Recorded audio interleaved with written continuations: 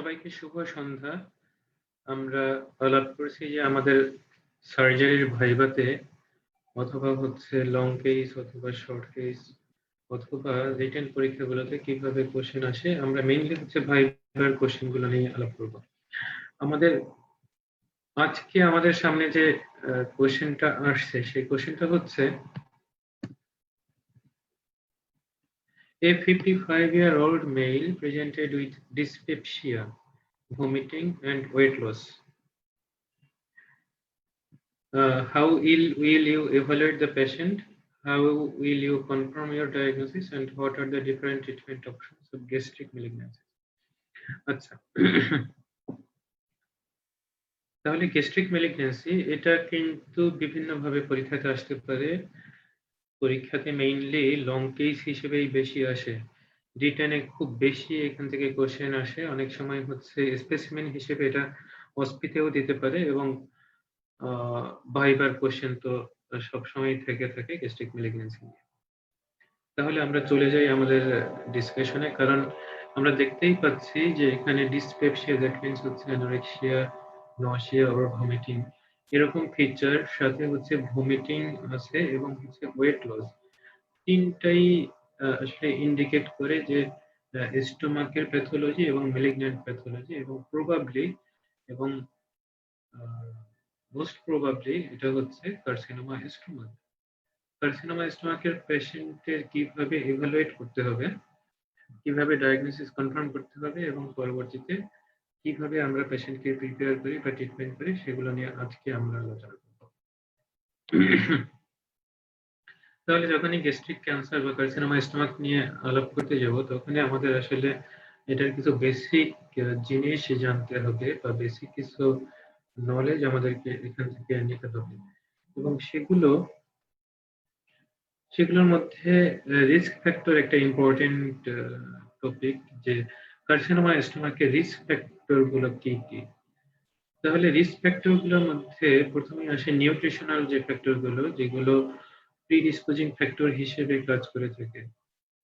এগুলোর মধ্যে আমরা যদি দেখি, সেগুলো হচ্ছে সবচাইতে কমন যেটা, সেটা হচ্ছে low fat or protein consumption, তারপর হচ্ছে salted meat or fish, high nitrate consumption, high complex carbohydrate consumption. তাহলে যখনই আমরা দেখি যে complex carbohydrate, high nitrate, salted meat or fish, তারপর হচ্ছে low fat or protein consumption, এগুলো কিন্তু নিউট্রিশনাল রিস্ক ফ্যাক্টর। এনভায়রনমেন্টাল কিছু রিস্ক ফ্যাক্টর আছে, সেগুলো হচ্ছে পুয়ার ফুড প্রিপারেশন, যেমন হচ্ছে জাপানে ওরা হচ্ছে স্মোকড এবং সল্টেড ফিশ, সি ফুড এগুলো বেশি খায়। স্মোকড এবং সল্টেড সি ফুড এগুলো বেশি খায়, এই জন্য কিন্তু ওদের কার্সিনোমা স্টোমাকের ইনসিডেন্সটা অনেক বেশি। এটা হচ্ছে জাপানের কথা বলছি। জাপানে কিন্তু কার্সিনোমা স্টোমাকের ইনসিডেন্সটা বেশি, কারণ ওরা সল্টেড ফিশ এবং সি ফিশ যেগুলো, সেগুলো স্মোকড এবং সল্টেড এগুলো বেশি খায় বলে। অনেক সময় হচ্ছে ওয়াটার ইনটেক যদি কম থাকে, poor drinking water, contaminated water খেলে পরে হয়। তারপর হচ্ছে ল্যাক অফ রেফ্রিজারেশন, যদি অ্যাডিকুয়েট রেফ্রিজারেশন না হয় এবং হচ্ছে ফুডটা যদি অল্টার্ড হয়ে যায়, তাহলে কিন্তু এটা হতে পারে। স্মোকিং আর একটা কমন রিস্ক ফ্যাক্টর। তাহলে দুইটা, একটা হচ্ছে স্মোকিং সবচেয়ে বেশি কমন, দেন হচ্ছে salted food and smoked sea food, এগুলো হচ্ছে বেশি কমন এনভায়রনমেন্টালের মধ্যে। লো সোশিও ইকোনমিক কন্ডিশনে দেখা যায় যে কার্সিনোমা স্টোমাকের ইনসিডেন্সটা একটু বেশি, কারণ লো সোশিও ইকোনমিক কন্ডিশনে আলসারেশনটা বেশি হয়, এবং আলসারেশন একটা প্রিডিসপোজিং ফ্যাক্টর। কিছু কিছু মেডিকেল কন্ডিশন আছে, যেমন হচ্ছে আগে যদি গ্যাস্ট্রিক সার্জারি হয়ে থাকে, যেমন হচ্ছে পেপটিক আলসার ডিজিজের জন্য যদি সার্জারি হয়ে থাকে, যেমন গ্যাস্ট্রোজেজনোস্টমি অথবা হচ্ছে রিপেয়ার অফ পারফোরেশন, মেইনলি হচ্ছে গ্যাস্ট্রোজেজনোস্টমি। এখানে দুই ধরনের মিউকোজা, ডিওডেনাল এবং গ্যাস্ট্রিক মিউকোজা, এখানে একটা অ্যানাস্টোমোসিস হচ্ছে, এই অ্যানাস্টোমোসিসের সাইটটাতে দেখা যায় কিছু চেঞ্জ হয়, মেটাপ্লেসিয়া হয়, আলটিমেটলি ডিসপ্লেসিয়া হয় এবং আলটিমেটলি হচ্ছে গ্যাস্ট্রোজেজেনোস্টোমির যে সাইটটা আছে সেই সাইটটাতে ম্যালিগন্যান্সি ডেভেলপ করতে পারে, ক্যান্সার ডেভেলপ করতে পারে। তাহলে এরকম অ্যাবনর্মাল কমিউনিকেশন যে সমস্ত জায়গায় থাকে, যেমন হচ্ছে হেপাটিকোজেজেনোস্টোমি মানে হচ্ছে বাইল ডাক্টের সাথে জেজু নামের একটা কমিউনিকেশন, অথবা হচ্ছে ইসোফ্যাগো জেজনোস্টোমি অথবা ইসোফ্যাগো গ্যাস্ট্রোস্টোমি, এরকম যে কমিউনিকেশন গুলো আছে যেটা হচ্ছে নর্মাল না, অ্যাবনর্মাল। অ্যাবনর্মাল মিন্স হচ্ছে যেটা অল্টার্ড অ্যানাটমি, সেই জায়গাগুলোতেই কিন্তু ডিসপ্লেসিয়া হয়, মেটাপ্লেসিয়া হয় এবং আলটিমেটলি হচ্ছে ম্যালিগন্যান্স ট্রান্সফরমেশনের সম্ভাবনা বাড়ে। তাহলে প্রায়র গ্যাস্ট্রিক সার্জারি যদি হয় সেখানে ইনসিডেন্সটা বাড়ে। হেলিকোব্যাক্টার পাইলোরি এটা অনেক বেশি কমন একটা ইনফেকশন এবং এটার কারণে কিন্তু কার্সিনোমা স্টোমাক হতে পারে। অনেক সময় হচ্ছে গ্যাস্ট্রাইটিস আর গ্যাস্ট্রিক অ্যাট্রোপি থেকে হয়, পলিপ থেকেও হয় এবং মেইলদের কার্সিনোমা স্টোমাকের ইনসিডেন্সটা অনেক বেশি। তাহলে যদি আমরা কিছু কমন কজ আমরা চিন্তা করি, তাহলে প্রথমেই যেটা বলা উচিত সেটা হচ্ছে হেলিকোব্যাক্টার পাইলোরি ইনফেকশন, দেন হচ্ছে ক্রনিক গ্যাস্ট্রাইটিস, দেন হচ্ছে adenomatous polyps, prior gastric surgery, then আছে smoked and salted sea food, then হচ্ছে স্মোকিং। এই কমন কজ গুলো বা কমন প্রিডিসপোজিং ফ্যাক্টর গুলো আমাদেরকে বলতে হবে বা পরীক্ষাতে জিজ্ঞাসা করতে পারে, এগুলো মাথায় রাখতে হবে। আসলে এগুলো প্রত্যেকটাই এখানে এক্সপ্লানেশন করা আছে, এগুলো নিয়ে আমরা খুব বেশি কথা বলবো না। এখানে দেখানো আছে যে আসলে হেলিকোব্যাক্টার পাইলোরি কিভাবে কার্সিনোমা স্টোমাকের সম্ভাবনাটা বাড়ায়, এটা খুব বেশি ইম্পর্টেন্ট কিছু। ডায়েটারি ফ্যাক্টর, তারপর হচ্ছে হেরিডিটারি রিস্ক ফ্যাক্টর গুলো এখানে আলাপ করা আছে।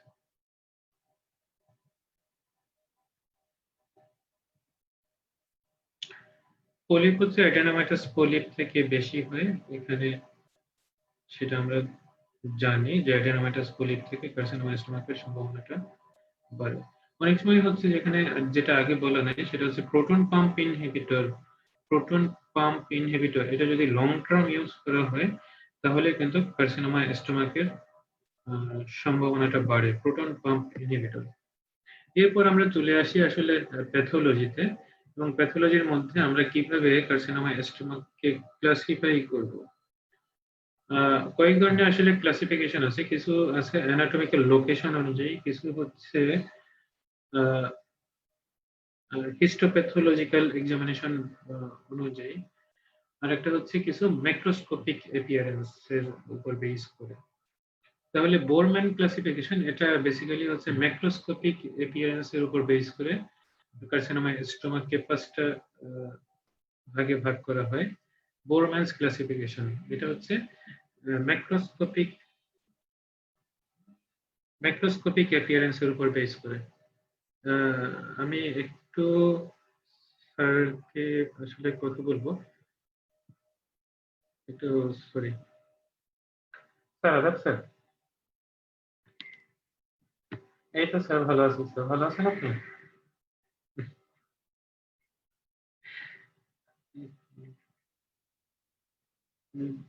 জি স্যার, জি স্যার, অনেকদিন পর।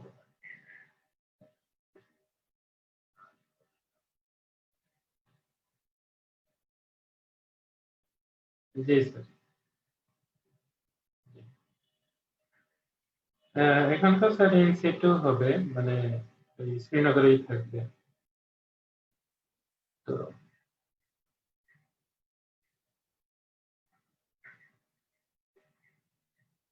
হ্যাঁ স্যার, সেটাই স্যার, কয়েকটা জায়গায় দিয়ে দিলাম।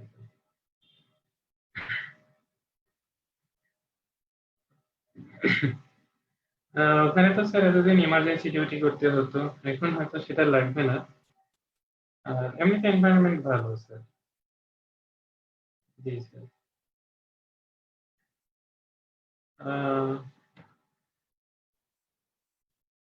স্টাফ অত বেশি নাই স্যার, এখন ওই অনেকেই হচ্ছে অ্যাটাচমেন্টে ঢাকায় চলে আসতেছে। হ্যাঁ হ্যাঁ, আবার কারো কারো লিভে আছে, এই জন্য হচ্ছে একটু সমস্যা হচ্ছে।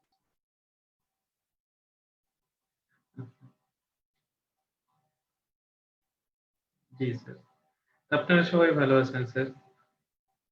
জি স্যার। না স্যার, আমি ঢাকা থেকে যাতায়াত করতেছি।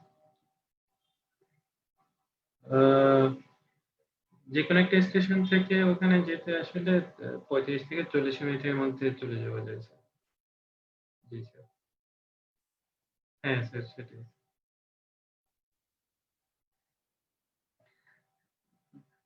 হ্যাঁ স্যার। জি স্যার, দোয়া করবেন স্যার। আদাব স্যার।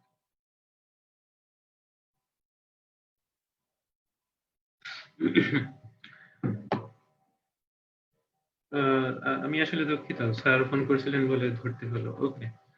তো আমরা যেটা আলাপ করছিলাম যে বোরম্যানস ক্লাসিফিকেশন, এটা ম্যাক্রোস্কোপিক অ্যাপিয়ারেন্স। ম্যাক্রোস্কোপিক অ্যাপিয়ারেন্স মানে হচ্ছে এন্ডোস্কোপিতে কিরকম দেখা যায় সেটার উপর বেস করে 5টা ভাগে ভাগ করা হয়। একটা হচ্ছে লাইনাইটিস প্লাস্টিকা, এটা একটা স্পেশাল ফর্ম, যেটা হচ্ছে ডিফিউজলি ইনফিলট্রেট করে স্টোমাকের ওয়ালকে, এবং পুরো স্টোমাকে একটা লেদার ব্যাগের মতো হয়ে যায়। এবং এটা হোল অফ দ্য থিকনেস কে ম্যাক্সিমাম সময় ইনভলভ করে। এটা হচ্ছে লাইনাইটিস প্লাস্টিকে, এটা খুব রেয়ারলি পাওয়া যায় এখন। কিন্তু এটা খুব এগ্রেসিভ, এবং এটা ট্রিটমেন্ট করাটাও খুব ডিফিকাল্ট। এটা হচ্ছে লাইনাইটিস প্লাস্টিকা। অন্যান্য ক্লাসিফিকেশন গুলো, এগুলো আসলে অন্যান্য 4টা ভাগে ভাগ করা যায়। আহ, যে কোনো একটা লোকালাইজড টিউমারকে বোরম্যান ক্লাসিফিকেশন অনুযায়ী। একটা হচ্ছে পলিপয়েড গ্রোথ। পলিপয়েড গ্রোথটা হচ্ছে মিউকোজা থেকে এলিভেটেড হয়ে যাবে। এটা হচ্ছে এলিভেটেড থাকবে মিউকোজা থেকে, কোনো আলসারেশন থাকে না। আর সবগুলোই হচ্ছে আলসারেশন। এটা হচ্ছে যেমন আলসারেটেড টিউমার। আলসারেটেড টিউমার। আরেকটা হচ্ছে আলসারেটেড টিউমারের স্পেশালিটি হচ্ছে এটা ইনফিল্ট্রেশন হয় না, এটা শুধুমাত্র মিউকোজা সাবমিউকোজাতে থাকে। এরপর হচ্ছে আলসারাস ইনফিল্ট্রেটিভ টিউমার। আলসারও থাকবে, একটা এক্সকাভেশন থাকবে, আবার হচ্ছে সেটা ইনফিল্ট্রেশন করবে সাবমিউকোজা এবং হচ্ছে মাসকুলার লেয়ারে। আরেকটা হচ্ছে লাস্টলি ডিফিউজলি ইনফিল্ট্রেটিভ, মানে এটা অনেকগুলো লেয়ার, যেমন হচ্ছে মিউকোজাতে এরাইজ করবে, সাবমিউকোজা, তারপর হচ্ছে মাসেল, এই সমস্ত লেয়ার গুলোকে আসলে ইনফিল্ট্রেট করবে। তাহলে এটা এন্ডোস্কোপিতে কিরকম দেখা যায় সেটার উপর বেস করে, ম্যাক্রোস্কোপিক অ্যাপিয়ারেন্সের উপর বেস করে ক্লাসিফিকেশন। এখানে লাইনাইটিস প্লাস্টিকাটা দেখানো হয়নি, কিন্তু এটা whole of the stomach involve করবে। আর লোকালাইজড কোনো আলসারেশন বা টিউমার, এটাকে এই 4টা মরফোলজিক্যাল ক্লাসিফিকেশনে ভাগ করা হয় ম্যাক্রোস্কোপিতে। আর লরেন ক্লাসিফিকেশন, এটা হচ্ছে অ্যাডেনোকার্সিনোমাকে আসলে ভাগ করে, এবং এটা 2টা ভাগে ভাগ করা হয়। একটা হচ্ছে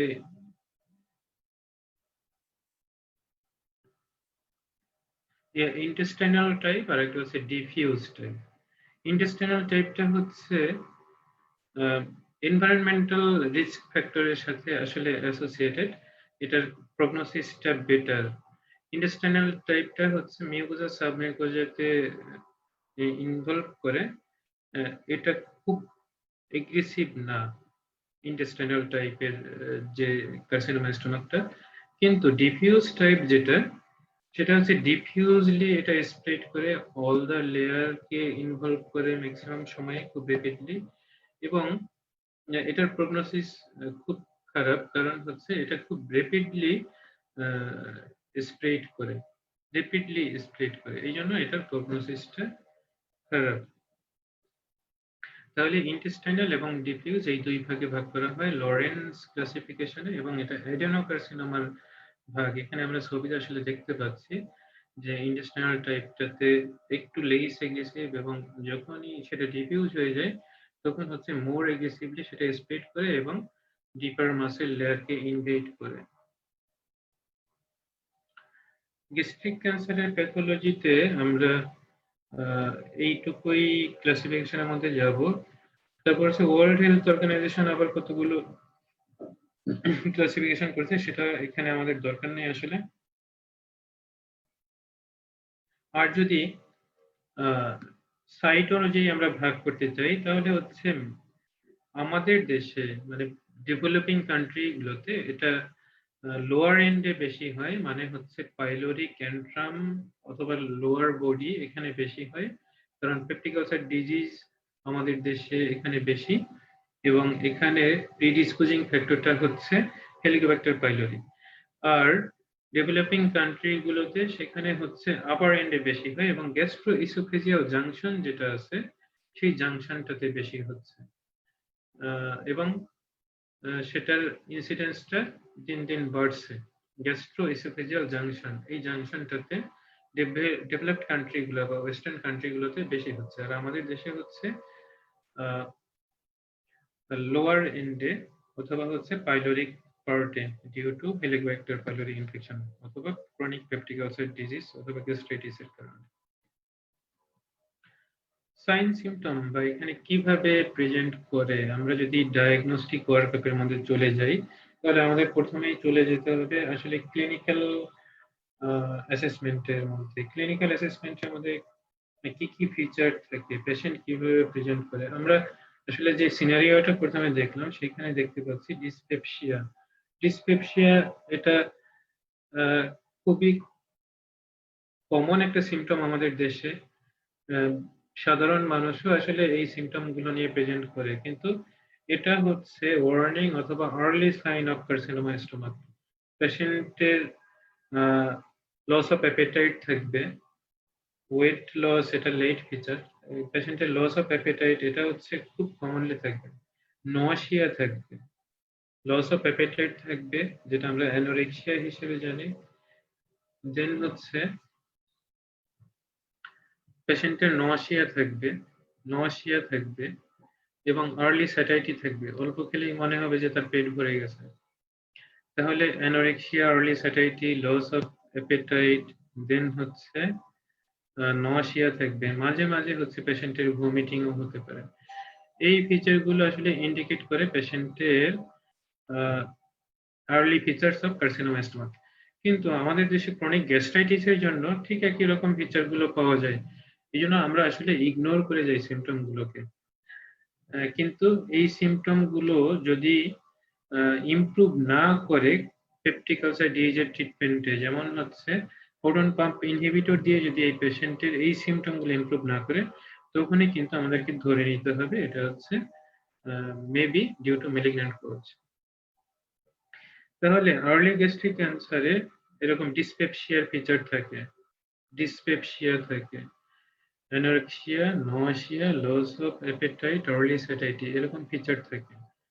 দেন সেটা যখন আরেকটু অ্যাডভান্সড হয়, যখন সেটা আলসারেটেড হয়ে যায় তখন কিন্তু স্টোমাকের মধ্যে ব্লিডিং হতে পারে এবং সেই ব্লিডিংটা প্রেজেন্ট করতে পারে হচ্ছে হেমাটেমেসিস হিসেবে অথবা মেলানা হিসেবে, হেমাটেমেসিস অথবা মেলানা হিসেবে প্রেজেন্ট করতে পারে।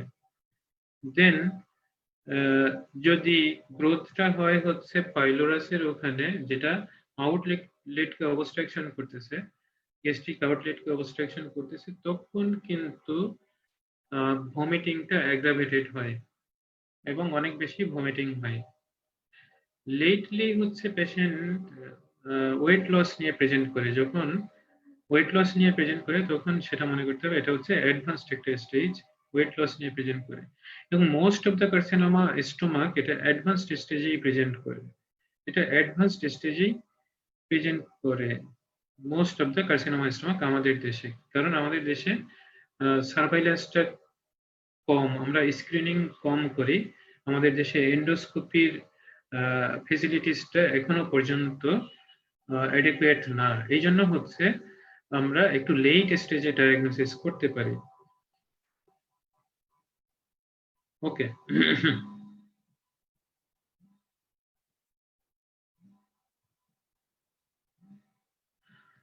তাহলে আমরা দেখতে পাচ্ছি যে অ্যানোরেক্সিয়া, নওয়াসিয়া, ভমিটিং, দেন হচ্ছে ব্লিডিং, এই ফিচারগুলো আমরা কমনলি পাই।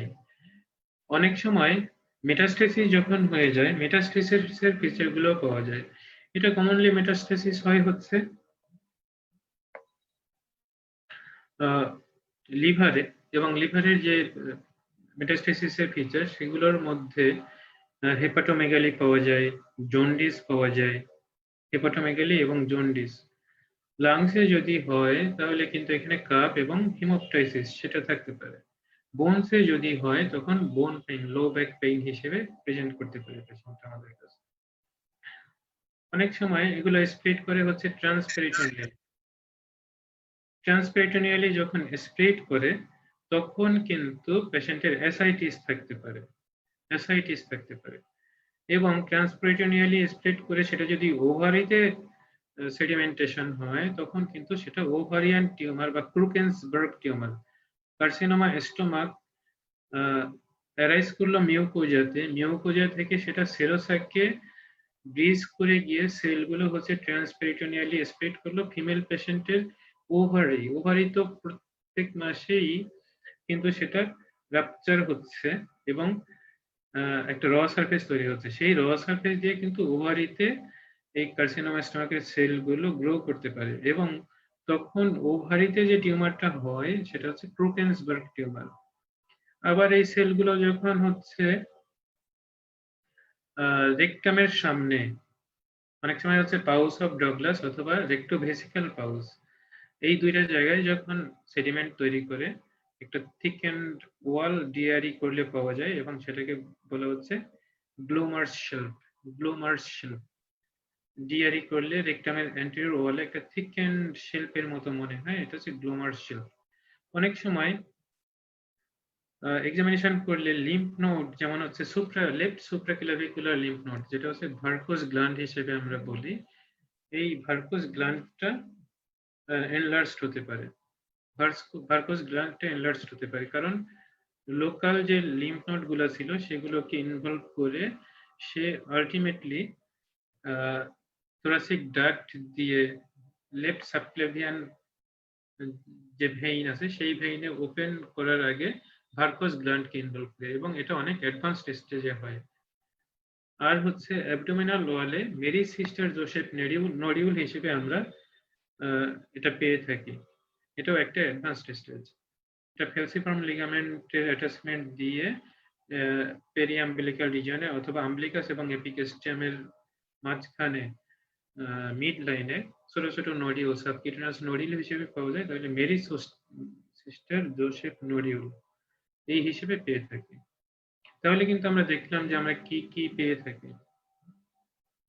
অনেক সময় হচ্ছে যখন অ্যাডভান্সড স্টেজ হয়ে যায়, যখন কার্সিনোমা স্টোমাকের টিউমারটা অনেক বড় হয়ে যায়, তখন কিন্তু লাম্প ফরমেশন হয় অথবা পার অ্যাবডোমিনালি লাম্প আমরা পেতে পারি। কার্সিনোমা স্টোমাকের যে লাম্পটা সেটা আমরা পেতে পারি। তাহলে এগুলো সবগুলোই হচ্ছে অ্যাডভান্সড স্টেজের যে ফিচার সেই ফিচারগুলো।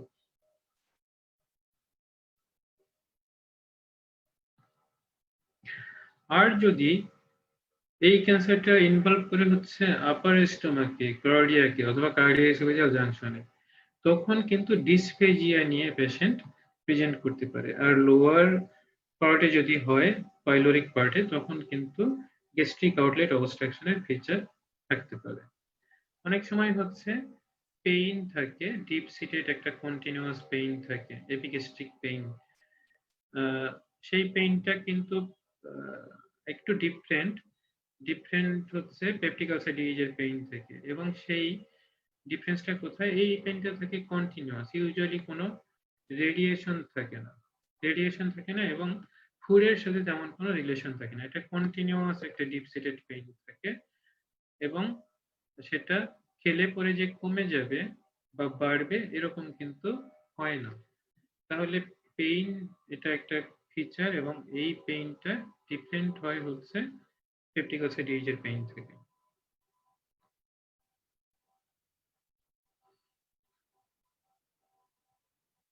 এখানে অ্যাডভান্সড যে ব্যাপারগুলো ছিল সেগুলো ভেরিকোজ গ্ল্যান্ড, তারপর হচ্ছে মেরি সিস্টার জোসেফ মডিউল, এগুলো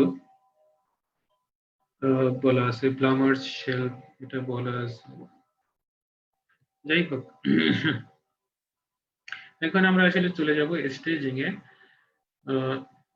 স্টেজিং করার আগে আমরা আসলে হিস্ট্রি এক্সামিনেশন, দেন হচ্ছে ইনভেস্টিগেশন ডায়াগনস্টিক ইনভেস্টিগেশন থাকে, আর হচ্ছে স্টেজিং ইনভেস্টিগেশন থাকে। ডায়াগনস্টিক ইনভেস্টিগেশনের মধ্যে এরকম একটা পেশেন্ট যদি আমরা পাই এবং সেই পেশেন্টের ডায়াগনস্টিক ইনভেস্টিগেশন আমাদের হবে আপার জিআইটি এন্ডোস্কোপি অথবা ইসোফ্যাগো গ্যাস্ট্রোস্কোপি। এটা করলে পরে আমরা একটা মাইক্রোস্কোপিক ফিচারে, যেমন বোরম্যানস ক্লাসিফিকেশনে আমরা দেখলাম যে আলসারেশন পেতে পারি অথবা এলিভেশন, দুইটাই পেতে পারি। এবং সেখান থেকে বায়োপসি নিতে হয়, ছোট ছোট বায়োপসি, পাঞ্চ বায়োপসি এন্ডোস্কোপির মাধ্যমে। এবং সেই বায়োপসি নিলে পরে দেখা যায় যে 8টা থেকে 10টা বায়োপসি নিতে হয়, 4টা সেগমেন্টে ভাগ করে আলসারেশন বা গ্রোথটাকে। এবং সেগুলো যখন হিস্টোপ্যাথোলজি করা হয়, হিস্টোপ্যাথোলজিক্যাল এক্সামিনেশন, তখনই আমরা আসলে দেখতে পাই যে টিউমারটা কোন ধরনের অথবা এখানে আদৌ ম্যালিগন্যান্সি আছে কিনা। এটা হচ্ছে আমাদের ডায়াগনস্টিক ইনভেস্টিগেশন। ডায়াগনস্টিক ইনভেস্টিগেশন যখন ডায়াগনোসিস হয়ে যায়, এরপরেই আমরা আসলে চলে যাই স্টেজিং ইনভেস্টিগেশনের মধ্যে। ম্যালিগন্যান্সি স্টেজিংটা খুব ইম্পর্টেন্ট, কারণ স্টেজিং এর উপর ডিপেন্ড করে পরবর্তী ট্রিটমেন্ট প্ল্যান আমরা ঠিক করতে পারি। সেটা আমাদেরকে ডিসাইড করতে হয় স্টেজিং ইনভেস্টিগেশন দিয়েই। স্টেজিং আমরা আসলে এখানে টিএনএম স্টেজিংটাই বেশি প্রেফারেন্স দিয়ে থাকি, এবং সেটা এজিএসসি, আমেরিকান জয়েন্ট ক্যান্সার কমিটি, এটা একটা স্টেজিং সিস্টেম তৈরি করে রাখছে, যেটা উপর বেস করে টিএনএম স্টেজিংটা আমরা এখানে প্রেফার করে থাকি। টিতে হচ্ছে ইনভেশনটা দেখে, এনে হচ্ছে নোডাল ইনভলভমেন্টটা দেখে, আর এমএ হচ্ছে মেটাস্টেসিস। টি আমরা দেখব আসলে নোডাল ইনভলভমেন্ট, এটা টায়ারের উপর বেস করে করা হয়, যে নোডাল গ্রুপ যেগুলো আছে সেগুলোর উপর বেস করে ডিসেকশন, পরবর্তী ডিসেকশন আমরা কতটুকু করতে পারবো সেটার উপর আলাদা মানে ডিসিশন মেকিং হয়। আর টি এর উপর বেস করে আসলে এটা কিউরেবল নাকি ইনকিউরেবল এটা বোঝা যায়, অথবা হচ্ছে এটা কি রিসেক্টেবল নাকি ইরিসেক্টেবল সেটাও বোঝা যায়। আর মেটাস্টেসিস থাকলে পরে অনেক সময় আমরা সেটাকে ইনকিউরেবল হিসেবেই পেয়ে থাকি। তাহলে এটা আসলে ডিসিশন মেকিং এ হেল্প করে আমাদেরকে। তাহলে আমরা দেখি যে আসলে টি টেস্টটা এখানে কিভাবে করা হয়।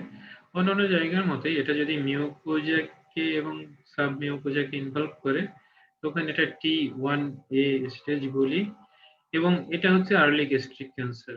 T1A আর্লি গ্যাস্ট্রিক ক্যান্সার শুধুমাত্র সাব মিওকোজাকে ইনভলভ করবে। আর T1Bটা এটা হচ্ছে মাসকুলারিস প্রোপ্রিয়াকেও ইনভলভ করবে, মাসকুলারিস প্রোপ্রিয়া। এবং মাসকুলারিস প্রক্রিয়াকে ইনভলভ করলে পরে তখন এটাকে আমরা আর আর্লি গ্যাস্ট্রিক ক্যান্সার বলতে পারি না। আর্লি গ্যাস্ট্রিক ক্যান্সারের সুবিধা হচ্ছে এটা এন্ডোস্কোপিক্যালি রিসেক্ট করা যায়। এন্ডোস্কোপিক্যালি, এটা এন্ডোস্কোপিক্যালি কিভাবে রিসেক্ট করে এটা আমরা পরে দেখব। আর T1B, T2 যেটা হচ্ছে মাসেল লেয়ারকে ইনভলভ করে ফেলে, কিন্তু সেরোসাকে ইনভলভ করে না। T3টা হচ্ছে মাসেল লেয়ার দিয়ে পায়ার্স করে এটা চলে যাবে আসলে সেরোসাতে, কিন্তু সেরোসাকে ব্রিজ করবে না, ব্রিজ করে বাইরে চলে যাবে না। আর T4 যেটা, সেটা হচ্ছে সেরোসাকে ব্রিজ করে সারাউন্ডিং অর্গান গুলোকেও ইনভলভ করবে, সেটা হচ্ছে T4। T4টা অনেক বেশি অ্যাডভান্সড। তাহলে T4 টিউমার যখন হয় তখন কিন্তু সে ট্রান্সপেরিটোনিয়াল মেটাস্টেসিস হয়ে সে গ্রুপেন্সবার্গ টিউমার করতে পারে, সে অ্যাডজেসেন্ট অর্গানগুলোকে ইনভলভ করতে পারে, যেমন হচ্ছে বাইল ডাক্টকে ইনভলভ করতে পারে, ট্রান্সভার্স কোলনকে ইনভলভ করতে পারে, এরকম লিভারকে ইনভলভ করতে পারে, এরকম অনেকগুলো অর্গানকে সে ইনভলভ করতে পারে। এবং প্যারাইটাল পেরিটোনিয়ামেও সিডলিং পাওয়া যায় এবং হচ্ছে ওমেন্টামের মধ্যেও সিডলিং পাওয়া যায়। এই ধরনের পেশেন্ট গুলোতে ওই ডিআরই করলে পরে আমরা গ্লামার শিল্ড পাই, আর হচ্ছে ক্রুকেনবার্গস টিউমার অনেক সময় এটাতে হয়ে থাকে।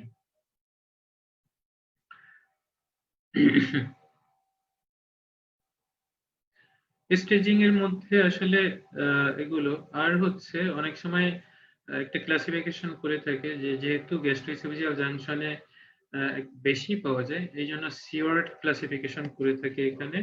সেটা তোমাদের জন্য অত বেশি ইম্পর্টেন্ট না, কিন্তু একটু জেনে রাখতে পারো। সেটা হচ্ছে ডিস্টাল ইসোফেগাসের মধ্যে হয়, অনেক সময় হচ্ছে কার্ডিও ইসোফেজিয়াল জাংশনের মধ্যে হয়, আর একটা হচ্ছে সাবকার্ডিয়াল। এটা হচ্ছে 3 ভাগে ভাগ করে আসলে সিওয়ার্ড ক্লাসিফিকেশন। এটা ম্যানেজমেন্টের প্ল্যান ঠিক করার জন্য আসলে কোনটাতে কোন ম্যানেজমেন্ট করবে সেটার উপর বেস করে 3টা ভাগে আসলে ভাগ করা হচ্ছে। অনেক সময় হচ্ছে আর স্ট্যাটাস বলা হয়, দ্যাট মিন্স হচ্ছে রিসেকশন স্ট্যাটাস। রিসেকশন স্ট্যাটাস এটা মিন করে হচ্ছে মানে আমরা যে টিউমারটা কাটলাম সেই টিউমারের রিসেকশন মার্জিন এটা কি ফ্রি নাকি ইনভলভ, এটা বোঝানো হয়। R0 বলা হয় হচ্ছে ম্যাক্রোস্কোপিক্যালি এবং মাইক্রোস্কোপিক্যালি দুই দিক থেকেই হচ্ছে টিউমার ফ্রি রিসেকশন মার্জিনটা। আমরা যে টিউমারটা কাটলাম সেখানে যদি রিসেকশন মার্জিন যেটা যে পর্যন্ত কাটলাম সেটা যদি ইনভলভ থাকে তাহলে কিন্তু সেটার প্রগনোসিসটা পুয়ার হয়, মানে হচ্ছে টিউমার থেকে যাচ্ছে। তো রিসেকশন মার্জিন যদি গ্রোসলি দেখা যায় যে টিউমার নাই এবং মাইক্রোস্কোপের নিচে যদি দেখা যায় যে টিউমার নাই, তাহলে সেটা হচ্ছে R0। R1 হচ্ছে গ্রোসলি বা মাইক্রোস্কোপিক্যালি টিউমার নাই, কিন্তু মাইক্রোস্কোপিক্যালি দেখা যাচ্ছে যে রিসেকশন মার্জিনটা হচ্ছে পজিটিভ, মানে ওখানে টিউমার সেল আছে। দ্যাট মিন্স হচ্ছে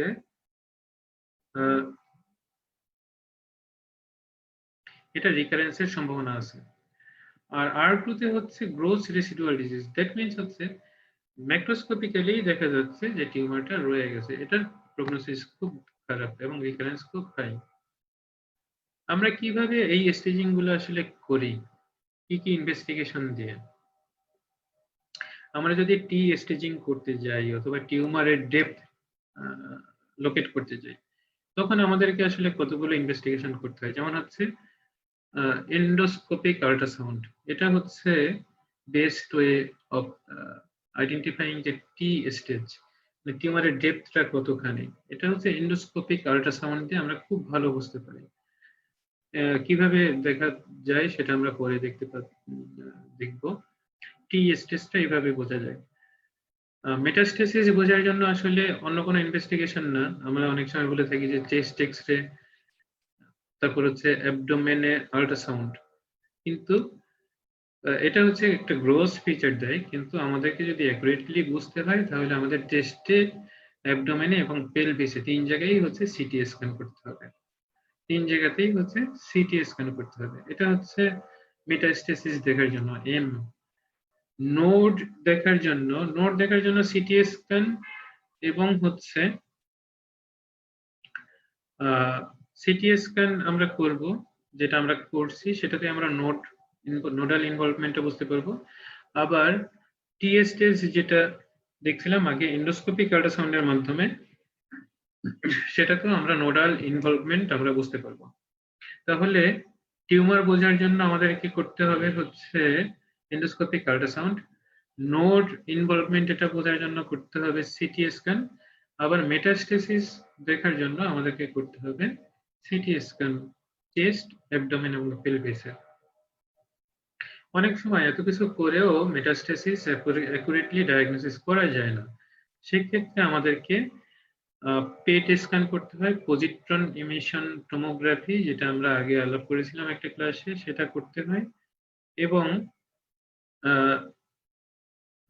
সেটা দেখা যায় যে সবসময় অ্যাকুরেট রেজাল্ট নাও দিতে পারে।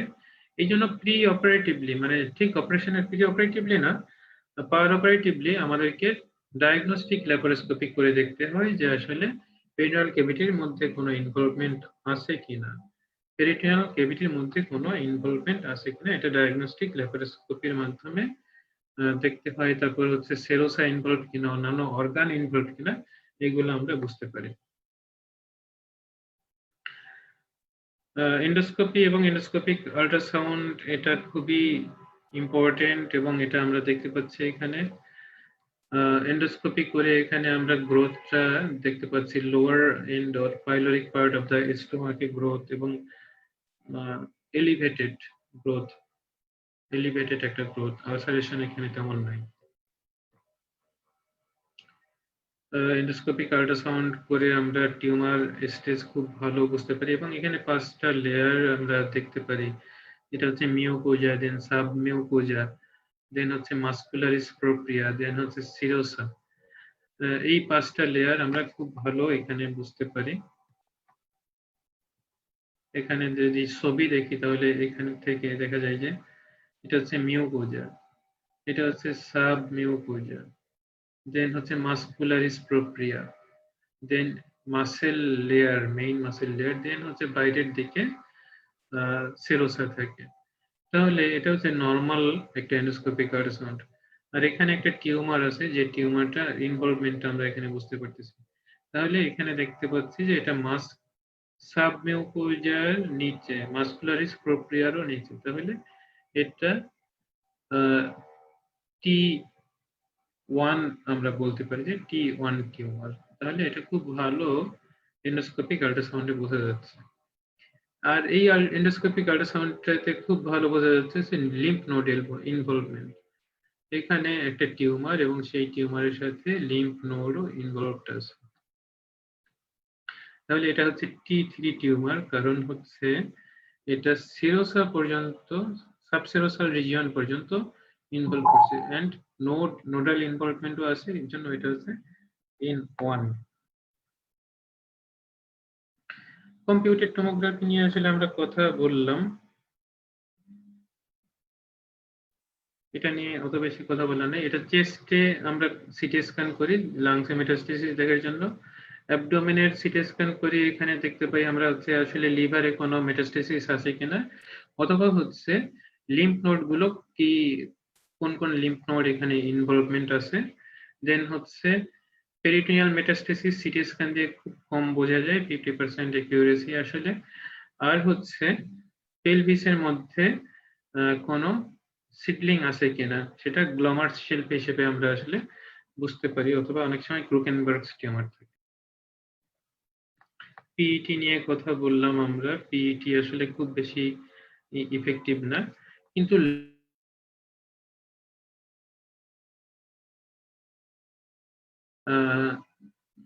মানে সেরোসাকে ইনভলভ করে পেরিটোনিয়াল ক্যাভিটির মধ্যে এটা স্প্রেড করে নাই, সেটা অনেক সময় ল্যাপারোস্কোপি করলে পরে ল্যাপারোস্কোপিতে আমরা দেখতে পাই যে অনেক অ্যাডভান্সড স্টেজও পাওয়া যায়।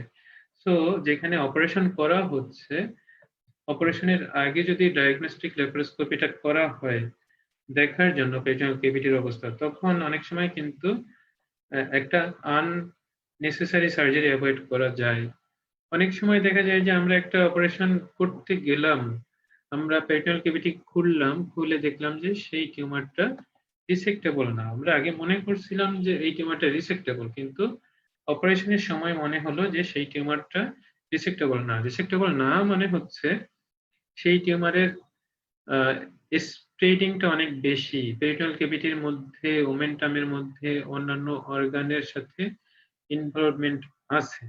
তখন কিন্তু আমরা একটা আননেসেসারি ল্যাপারোটমি করলাম, যে ল্যাপারোটমির জন্য ওই পেশেন্ট কিন্তু পরবর্তীতে যদি কেমোথেরাপি নেয় সেটা ডিলেইড হবে। তো তার আগে যদি আমরা আসলে ল্যাপারোস্কোপি করে নিতাম, ল্যাপারোস্কোপিতেই কিন্তু এই ব্যাপারগুলো দেখতে পেতাম, তাহলে পেশেন্টের আননেসেসারি একটা বড় ল্যাপারোটমির ট্রমা নিতে হয় না। এই জন্য ডায়াগনস্টিক ল্যাপারোস্কোপি প্রত্যেকটা ম্যালিগন্যান্সির, অ্যাবডোমিনাল ম্যালিগন্যান্সির ট্রিটমেন্টের আগেই করে নেওয়াটা বেটার।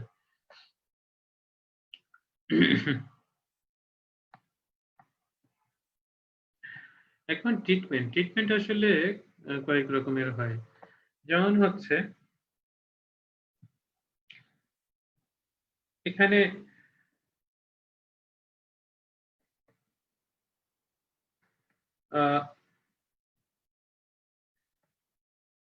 সার্জারি এটা একটা মেইন ট্রিটমেন্ট অপশন। সার্জারি এটা হচ্ছে কিউরেটিভ ট্রিটমেন্টের বেস্ট অপশন হচ্ছে সার্জারি। সার্জারি করেই শুধুমাত্র কিওর করা যায়। ওকে, আর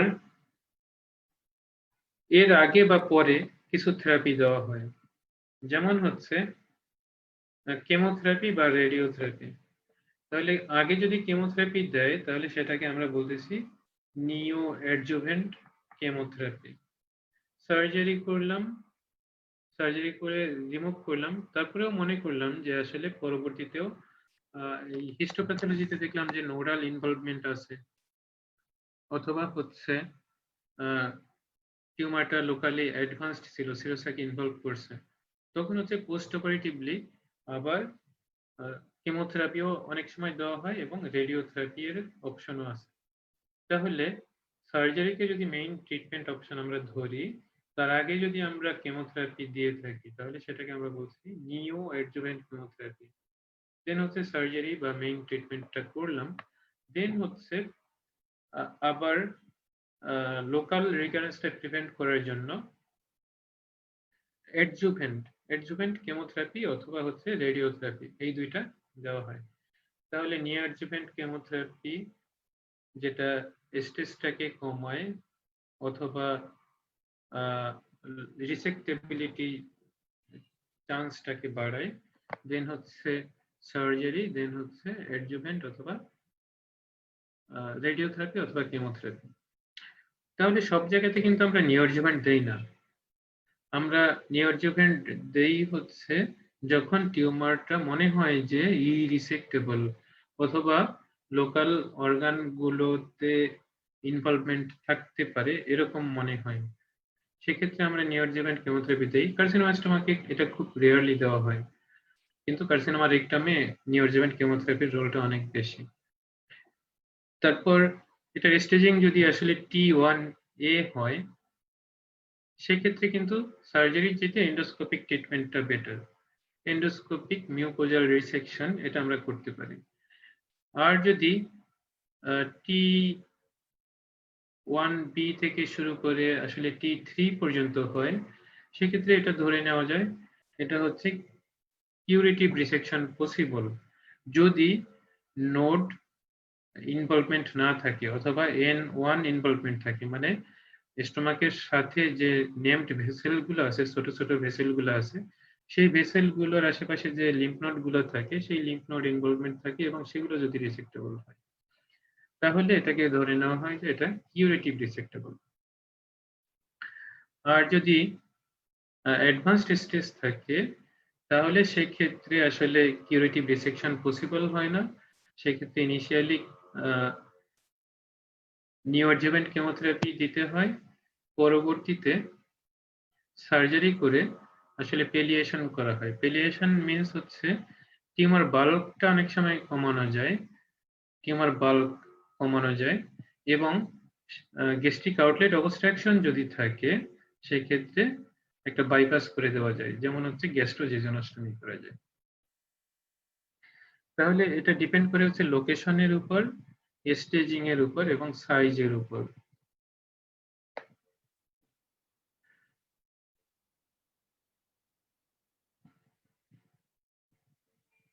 অনেক সময় দেখা যায় যে টিউমারটা সেরোসাইকে ইনভলভ করে সারাউন্ডিং যে অর্গান গুলো আছে সেই অর্গানকেও ইনভলভ করছে, তখন ওই অর্গানকেও ইনব্লক ডিসেকশন করতে হয়।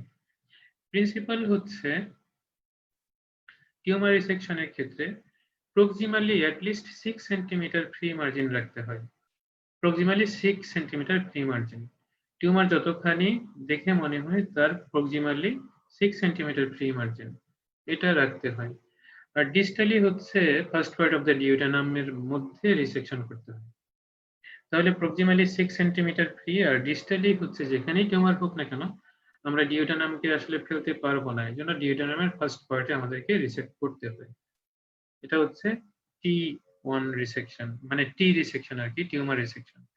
নোডের ক্ষেত্রে যদি বলা হয় নোড এটা হচ্ছে D1 গ্যাস্ট্রেক্টমি, D2 গ্যাস্ট্রেক্টমি বলা যায় অথবা D3 গ্যাস্ট্রেক্টমি। এটা হচ্ছে সারাউন্ডিং যে নেমড ভেসেল গুলো আছে সেই ভেসেল গুলোর সাথে যে লিম্ফ নোড গুলো থাকে সেগুলো যদি এক্সারসাইজ করা যায় তাহলে D1 রিসেকশন বলে। আর D2 এটা হচ্ছে আরেকটু ডিস্টাল, যেমন বড় বড় ভেসেল যেমন সিলিয়াক এক্সিস অথবা সুপ্রিমেজেন্ট্রিক আর্টারি। এই যে যে বড় বড় ভেসেল গুলো, এই ভেসেল গুলোর আশেপাশে লিম্ফ নোড যদি ক্লিয়ার করা হয় তাহলে তাদেরকে বলা হয় D2। আর D3 এর পরে আছে এগুলো আরো ডিস্টালি যে লিম্ফ নোড গুলো আছে সেগুলোকে রিসেক্ট করা। আর মেটাস্টেসিস, আসলে লিভারে মেটাস্টেসিস যদি থাকে তাহলে ওটারও ট্রিটমেন্ট পসিবল। সেটার জন্য হচ্ছে যদি অল্প একটা রিজিয়নকে ইনভলভ করে লিভারের অথবা একটা লোককে ইনভলভ করে, সেক্ষেত্রে সেটা সার্জিক্যালি রিমুভ করা পসিবল। এখন কি কি সার্জারি আসলে করা হয় সেটা আমরা একটু ছবির মাধ্যমে দেখি। এখানে দেখতে পাচ্ছি এটা হচ্ছে আসলে ফান্ডাসকে ইনভলভ করছে। ফান্ডাসকে ইনভলভ করলে আমাদের যে সার্জারিটা করতে হয় সেটা হচ্ছে আইদার টোটাল গ্যাস্ট্রেক্টমি করতে হয় অথবা হচ্ছে প্রক্সিমাল গ্যাস্ট্রেক্টমি করতে হয়। আমাদের দেশে আমরা কমনলি পাই হচ্ছে পাইলোরিক পার্টে।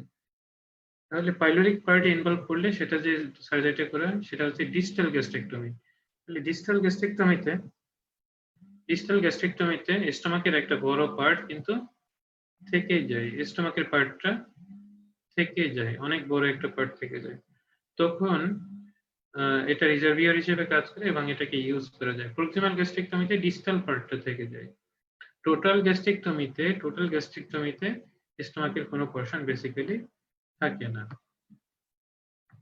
রিকনস্ট্রাকশনের ব্যাপারটা যদি আমরা দেখি তাহলে ডিস্টাল গ্যাস্ট্রেক্টমির পরে ডিউডেনামের যে স্টাম্পটা সেটা ক্লোজ করে দেওয়া হয় এবং জেজুনামের একটা লুপ তুলে নিয়ে এসে স্টোমাকের সাথে অ্যানাস্টোমোসিস করা হয়। এটা আসলে বিলরথ টু গ্যাস্ট্রোজেজোনস্টমি। আর হচ্ছে টোটাল গ্যাস্ট্রেক্টমি যখন করা হয় তখন ডিউডেনামের স্টাম্পটা ক্লোজ করা হয় এন্ড এর সাথে বেসিক্যালি রু-এন-ওয়াই ইসোফেগো জেজুনোস্টমি করা হয়। রু-এন-ওয়াই মিন্স হচ্ছে জেজুনামকেও একটা মাঝে ট্রান্সেক্ট করা হয়। জেজুনামের ডিস্টাল লিম্বকে নিয়ে এসে ইসোফেগাসের সাথে লাগানো হয়। আর হচ্ছে প্রক্সিমাল যে লুপ আছে সেটা হচ্ছে জেজুনামের সাথে লাগানো হয়, জেজুনোস্টমি করা হয়। এটা করা হয় তার কারণ হচ্ছে যদি লুপ হিসেবে নেওয়া হতো তাহলে লুপটাতে কি হতো, ইসোফেগাসের মধ্যে বাইল এবং প্যানক্রিয়াটিক জুস এটা যেত এবং সেটা কিন্তু রিফ্লাক্স হতো। আর এখানে যেটা হবে বাইল এবং প্যানক্রিয়াটিক জুস এটা নিচের দিকে চলে যাবে।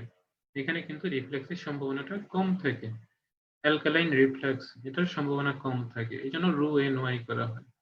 রু-এন-ওয়াই ইসোফেগো জেজুনোস্টমি। এটা লুপ, এটা একটা লুপ তুলে নিয়ে অ্যানাস্টোমোসিস করা হয়, প্রক্সিমাল লুপটাকে নিচের দিকে অ্যানাস্টোমোসিস করা হয়। এটা দেখানো হচ্ছে সেটাই।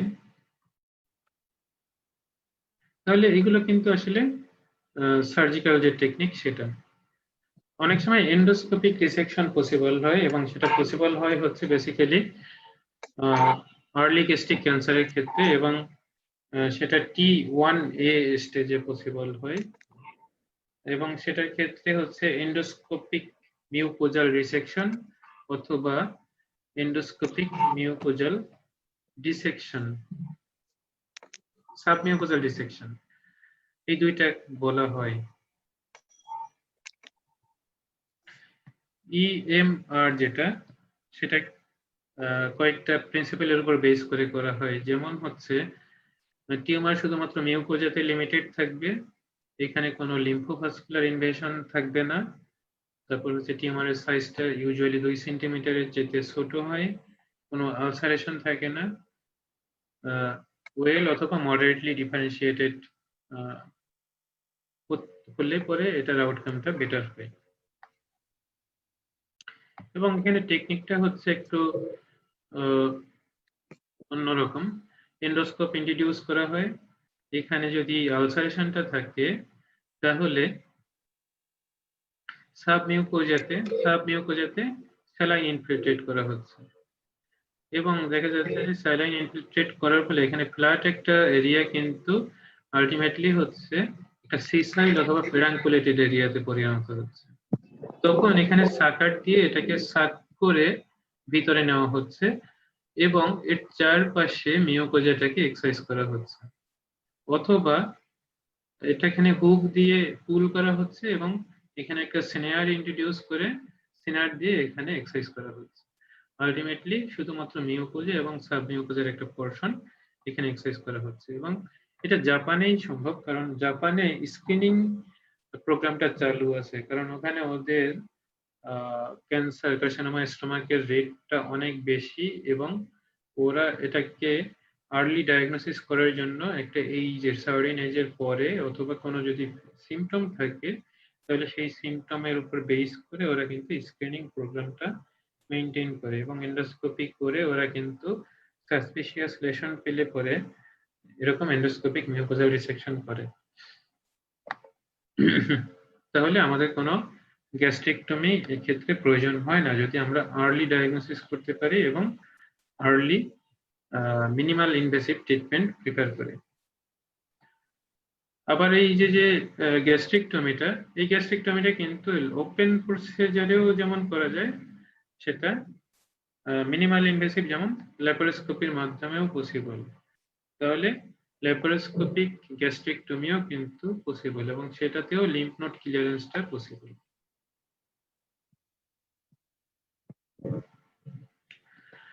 গ্যাস্ট্রিকটমি করলে পরে কমপ্লিকেশন কি হতে পারে? কমপ্লিকেশন আসলে কয়েক ধরনের কমপ্লিকেশন হতে পারে। একটা হচ্ছে অনেক সময় পোস্ট অপারেটিভ কমপ্লিকেশনের মধ্যে দেখা যায় যে ব্লিডিং একটা কমন কমপ্লিকেশন, কারণ এই যে অ্যানাস্টোমোসিস করা হলো, এই অ্যানাস্টোমোসিসের জায়গা থেকে মিউকোজা এবং সাবমিউকোজা থেকে অনেক বেশি ব্লিডিং হয়। তাহলে গ্যাস্ট্রোজেজুনোস্টমি করা হলো, এর পরবর্তীতে একটা এনজি টিউব আমরা ইনসার্ট করে রাখি, সেই এনজি টিউব দিয়ে যদি ব্লাড আসে তাহলে আমাদেরকে ধরে নিতে হবে যে অ্যানাস্টোমেটিক সাইড থেকে ব্লিডিং হচ্ছে। এটা একটা কমপ্লিকেশন, কমন কমপ্লিকেশন। তারপরে যে ডিউডেনাল স্টাম্প যেটা আছে, অনেক সময় স্টাম্পটা এত ছোট থাকে যে এই স্টাম্প থেকে লিকেজ হয় এবং এটাকে বলা হয় হচ্ছে duodenal stump blow out. Blow out হয় বাইরের দিকে, এটা রাপচার করে, এটা স্টিচ ডিসরাপ্ট করে এখান থেকে অনেক বেশি লিকেজ হয়। এটা হচ্ছে ডিউডেনাল স্টাম্প ব্লো আউট। এখান থেকে বাইল, প্যানক্রিয়াটিক জুস এসে পেরিটোনাইটিস করতে পারে এবং এটা খুব গ্রেভ কমপ্লিকেশন। তাহলে ডিউডেনাল স্টাম্প ব্লো আউট হতে পারে। তারপর হচ্ছে অ্যানাস্টোমেটিক সাইড থেকে লিকেজ হতে পারে। তারপর এই অ্যানাস্টোমেটিক সাইট, এখানে যে অ্যানাস্টোমোসিস করা হলো এখানেও কিন্তু লিকেজ হতে পারে।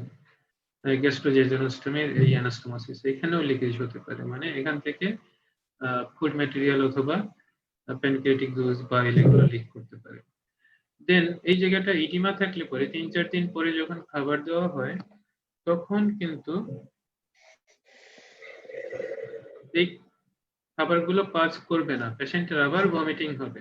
এটার কারণ হচ্ছে অপারেশনের সময় এই জায়গাটাতে, অপারেশনের পরবর্তীতে এই জায়গাটাতে ইডিমা ডেভেলপ করে এবং গ্যাস্ট্রোজেজুনোস্টমি যেটা করা হয় সেই ওপেনিংটা খুব ছোট হয়ে থাকে, কিন্তু এই ইনফ্লামেশনটা সাবসাইড করলে পরেই আবার ফুড ম্যাটেরিয়াল গুলো নিচের দিকে পাস করতে থাকে। তাহলে খাবার দিলে পরে যদি বমি হয় তাহলে ধারণা করতে হবে যে এখানে ইডিমা আছে, ইডিমা আছে এবং সেই ইডিমাটা সাবসাইড করার জন্য আমাদেরকে আবার গ্যাস্ট্রিক লেভেজ দিতে হয়, মানে এনজি টিউব দিয়ে পানি দিয়ে, মানে স্যালাইন দিয়ে এই জায়গাটাকে ওয়াশ আউট করলে পরে ইডিমাটা আস্তে আস্তে করে সাবসাইড হয় এবং এই ওয়েটা ক্লিয়ার হয়। একটু ডিলেড কমপ্লিকেশন যদি আমরা চিন্তা করি তাহলে ডিলেড কমপ্লিকেশন গুলো যেটা হতে পারে সেটা হচ্ছে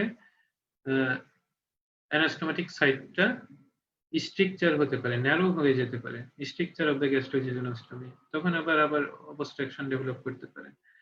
আবার এই জায়গাতেই হচ্ছে ম্যালিগন্যান্সি রিকার করতে পারে, রিকারেন্স অফ দ্য ম্যালিগন্যান্সি একটা গ্যাস্ট্রোজেজুনোস্টমি সাইট। তাহলে এরকম অনেকগুলো কমপ্লিকেশন। তাহলে আমাদের মেইন কমপ্লিকেশন গুলো যেটা আমরা বলবো সেগুলো হচ্ছে ব্লিডিং একটা complication, at the anastomotic site, then হচ্ছে duodenal stump blowout, then হচ্ছে leakage from the gastrojejunostomy, then হচ্ছে edema and gastric outlet obstruction, then হচ্ছে late complication এর মধ্যে stricture of the gastrojejunostomy and recurrence of the tumor at the gastrojejunostomy. এই ধরনের complication গুলো develop করতে পারে অপারেশনের পরে।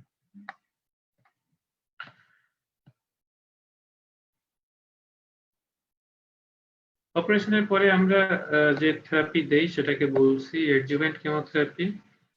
অনেক সময় হচ্ছে অ্যাডজুভেন্ট কেমোথেরাপির মধ্যে অ্যাডজুভেন্ট থেরাপি দেওয়া হয়। অ্যাডজুভেন্ট থেরাপির মধ্যে কেমোথেরাপি এবং রেডিওথেরাপি দুইটাই দেওয়া হয় এবং এটা ডিপেন্ড করে হচ্ছে লিম্ফ নোড ইনভলভমেন্ট এবং ভাস্কুলার ইনভলভমেন্ট কতখানি আছে সেটার উপর।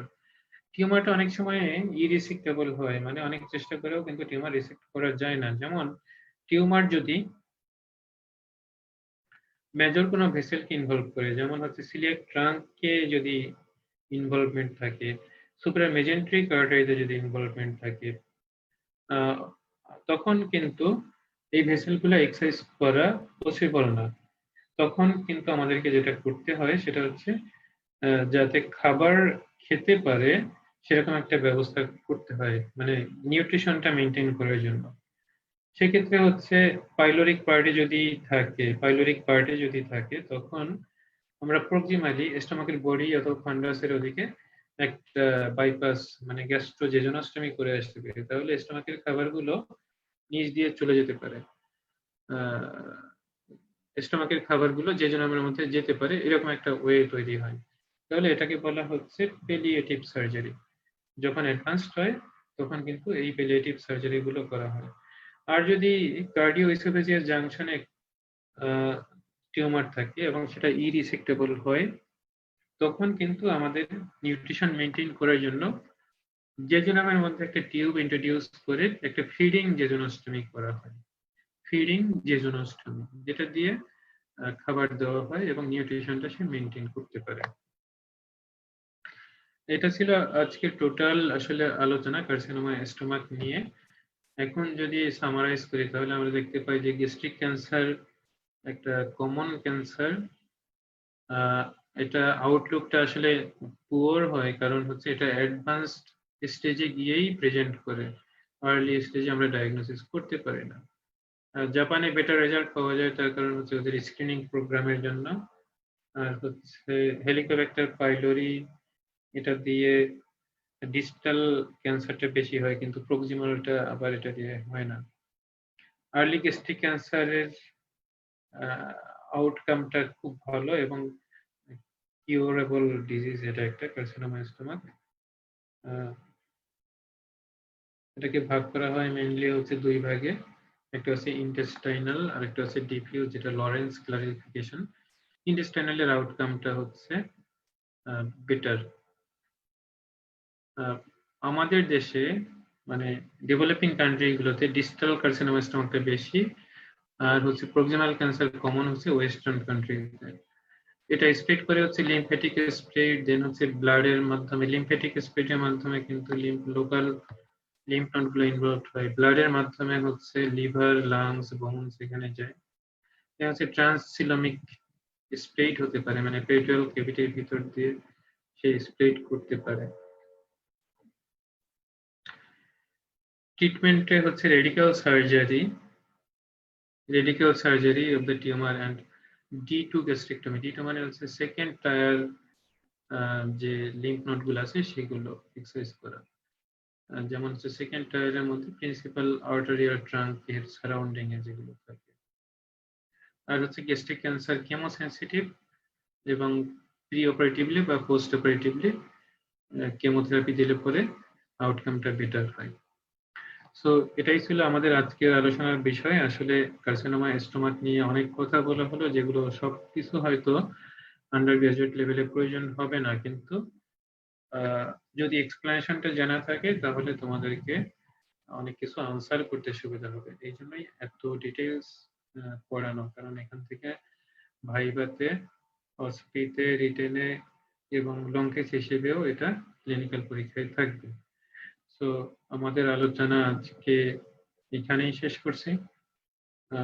যারা যারা কানেক্টেড আছো তাদের যদি কোনো প্রশ্ন থাকে।